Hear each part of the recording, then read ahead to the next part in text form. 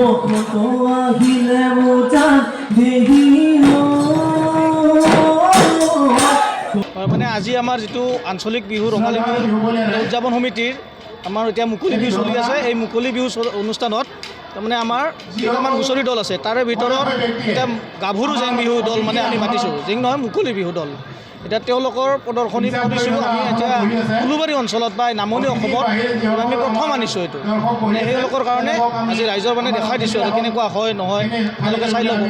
সেইটোৱে ৰঙালী বিহু পৰম্পৰা আমাৰ এইটো অঞ্চলত আমাৰ হৈয়ে থাকে আৰু এইটো আমাৰ আজি ৩৮ সংখ্যক হৈ গৈছে আৰু এইটো আমাৰ হৈ আছে বিশেষ কৰি উলুবাৰী আঞ্চলিক কৃষ্টি বিকাশ কেন্দ্ৰৰ উদ্যোগত আমি উলুবাৰী আঞ্চলিক ৰঙালী বিহু উৎসৱ উদযাপন সমিতিয়ে আমি পাতি আহি আছোঁ আৰু ইয়াতে আমি বিশিষ্ট অৰ্থাৎ আমাৰ যিখিনি অঞ্চলৰ বয়োজ্যেষ্ঠ মানুহ সন্মানিত ব্যক্তি তেওঁলোকক আমি বিহুৰ বতৰতে আমি সম্বৰ্ধনা জনাওঁ, লগতে তেওঁলোকৰ পৰা আমি আশীষ বিচাৰি লওঁ আৰু তেওঁলোকৰ সেইখিনি সন্মান আমি জনাই আহিছোঁ আৰু জনাই যাম বুলি আমাৰ কৃষ্টি বিকাশ কেন্দ্ৰৰ তৰফৰ পৰাই হওক বা এই নহওক আমি এই ধাৰাটো আমি ৰাখি যাম বুলি আমাৰ প্ৰতিজ্ঞা।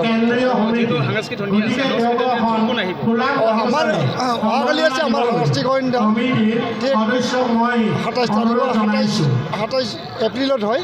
27 এপ্ৰিলত সাংস্কৃতিক সন্ধ্যাত আমি বাবন বৰ্ণিল আৰু ধীৰুমণি মজুমদাৰ তেওঁলোকক আমি আমন্ত্ৰণ কৰি আনিছোঁ।